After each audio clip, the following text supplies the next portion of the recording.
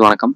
ஜவுளித்துறை அமைச்சர் விஜய் பாலாஜி அவர்கள்ட்ட செய்தியாளர்கள் ஒரு கேள்வி கேட்குறாங்க. என்ன கேள்வினா, சேலத்துல ஒரு ஊர்ல அண்ணல் அம்பேத்கர் சிலையை திறக்கிறதுக்கு நிறைய சிக்கல்கள் இருக்கு. அந்த சிக்கல்களை போக்கி இந்த சிலையை திறக்கிறதுல தாவேக அரசு முன் வராதது ஏன் அப்படின்னு அண்ணன் சீமான் அவர்கள் கேட்கிறாரு அப்படின்னு இந்த அமைச்சர்கிட்ட ஒரு கேள்வி கேட்கறாங்க. யாரு? செய்தியாளர்கள். அதுக்கு இந்த அமைச்சர் என்ன பதில் சொல்றாருன்னா, சீமான்னா யாரு அப்படின்னு கேட்கிறாரு. அதாவது கேட்ட கேள்விக்கான பதில் இது கிடையாது. உங்கள்ட்ட கேட்ட கேள்வி என்னதுன்னா, சேலத்துல அண்ணல் அம்பேத்கர் சிலையை திறக்கப்படுறதுக்கு சிக்கல் இருக்கு. அந்த சிக்கலை நீக்கி ஏன் அண்ணல் அம்பேத்கர் சிலையை இன்னும் திறக்காம வச்சிருக்கீங்க, அதுக்கு திராணி இல்லையா அப்படின்னு கேட்டதுக்கான பதில் எப்ப வரும்? சேலத்துல அம்பேத்கர் சிலை தொடர்பா 2 தரப்பினருக்கும் மோதல் இருக்கு.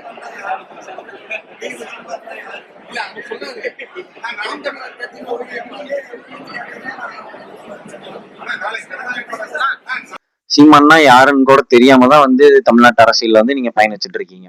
எம்எல்ஏ ஆயிருக்கீங்க, அமைச்சரா இருக்கீங்க, அப்படிதானே? தெரியும். ஆனா ஒரு கேலி பண்ற விதமா, ஒரு கிண்டல், ஒரு திமிரு நீங்க எல்லாம் யாரு? நீங்க ஃபர்ஸ்ட் யாரு? ஒரு ஃப்ளூக்ல ஒரு விஜய்ங்கிற ஒரு பிம்பத்துல அதுக்கு பின்னாடி ஒளிஞ்சுக்கிட்டு நீங்க எல்லாம் எம்எல்ஏ அமைச்சராகிட்டு இன்னைக்கு நீங்க நக்கல் பேச்சு, திமிரு பேச்சு பேசிக்கிட்டு இருக்கீங்க.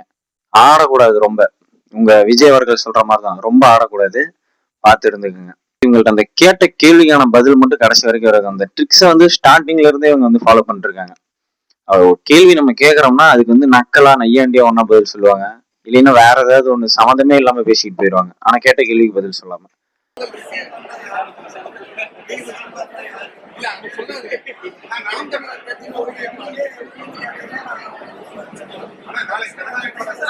அப்புறம் இவர் கேக்குறாரு, சீமான்னா யாரு? எம்எல்ஏவா எம்பியா? எம்எல்ஏ எம்பி யாராவது கேட்டாங்கன்னா சொல்லுங்க, பதில் சொல்றாங்க. அப்படியே எம்எல்ஏ எம்பி கேட்டா இவர் அறுத்து தள்ளிடுவாரு. கேட்ட கேள்விக்கு பதில் சொல்ல தூப்பு இல்ல.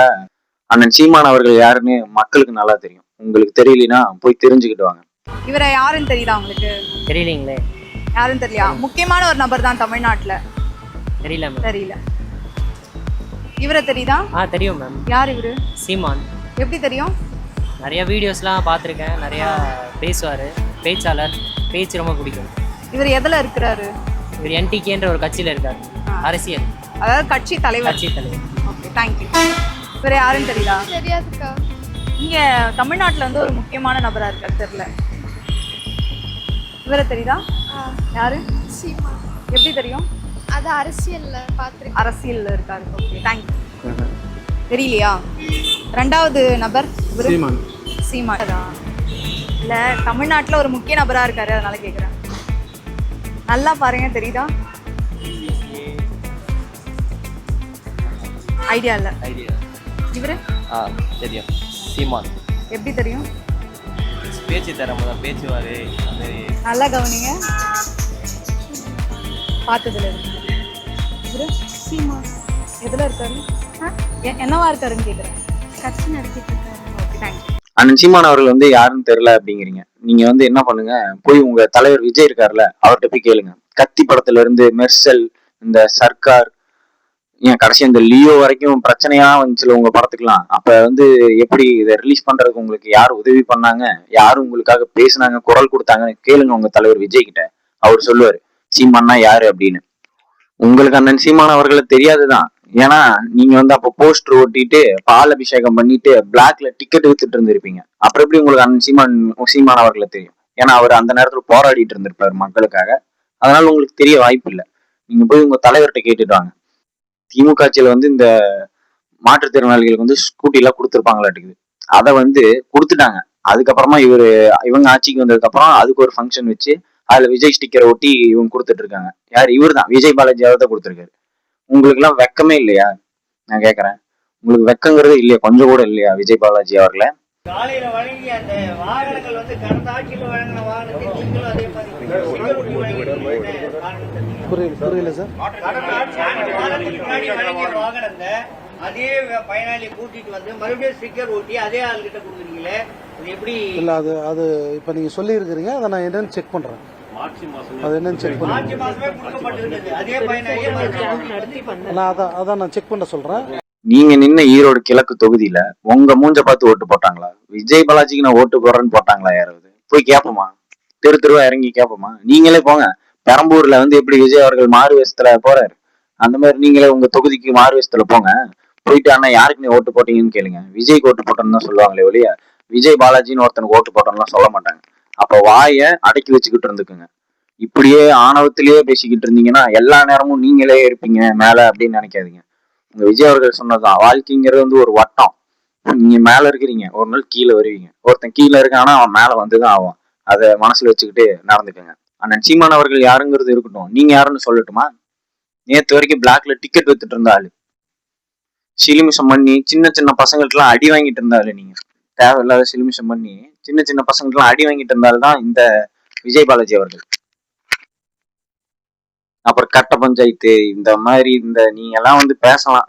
கட்ட பஞ்சாயத்து பண்ணிட்டு தெரிஞ்சிட்டு இருந்த ஆளு தேர்தல் சமயத்துல இந்த வேட்புமனு தாக்குதல் பண்ண போவாங்க. அப்ப தப்பா ஃபில் பண்ணிட்டு தேர்தல் ஆணையம் திட்டி கொட்டி அனுப்பிச்சு விட்டுருச்சு, போயிட்டு கரெக்டா ஃபில் பண்ணிட்டு வாங்க அப்படின்ட்டு. நீங்க எல்லாம் என்ன அடிப்படையில வந்து பேசிட்டு இருக்கிறீங்க? நீங்க எல்லாம் யாரு ஃபர்ஸ்ட்? விஜய்ங்கிற ஒரு பிம்பத்துல வந்துட்டீங்க, ஆடிட்டு இருக்காதீங்க.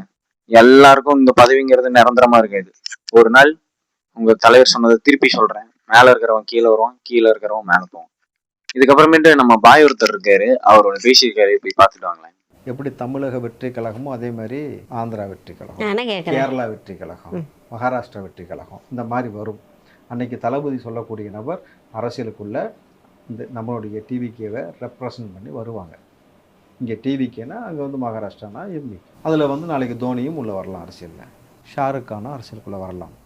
தளபதியை ரெப்ரசன்ட் பண்ணி தமிழ்நாட்டில் இருக்க போல உலகம் முழுக்க, அதாவது இந்தியா முழுக்க எல்லா மாநிலங்களிலும் அந்தந்த நபர்கள் வருவார்கள். தளபதி கொடுக்கக்கூடிய இந்த ஆட்சியை இந்தியா எதிர்பார்க்கிறது. தளபதி சொன்னது போல தமிழ்நாட்டுடைய எப்படி முதலமைச்சராக ஜோசப் விஜய் என்னும் நான் பதவி ஏற்றாரோ அதே போல் இந்திய பிரதமராக ஜோசப் விஜய் என்னும் நான் பதவி ஏற்பார். உலக நாடுகள் முழுக்க வலம் வருவார், உலக நாடு தலைவர்களை சந்திப்பார்.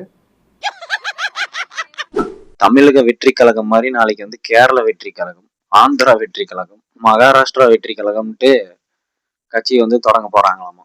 இந்தியா முழுமைக்கும் தளபதி விஜய் அவர்கள் கை காட்டுறவங்க தான் வந்து நாளைக்கு அரியணையில இருக்க போறாங்களாம். விஜய் அவர்கள் இன்னும் பல முகங்களை வந்து அரசியலுக்குள்ள இழுத்து போட போறாராம். யார் யார் தெரியுமா? தோனி, அப்புறமேட்டு ஷாருக் கான் போன்ற முகங்கள் எல்லாம், பெரிய பெரிய ஆளுங்களை எல்லாம் வந்து அரசியலுக்குள்ள வந்து இழுத்து போட போறாராமா. இதெல்லாம் உங்களுக்கே சொல்லவும் சிரிப்பு வரலையா அப்படின்னு தான் கேட்க தோணுது. சிரிச்சுக்கிட்டு போங்க மக்களே, இதையெல்லாம் நீங்க பார்த்துட்டு, இந்த வீடியோ பார்த்துட்டு. நன்றி.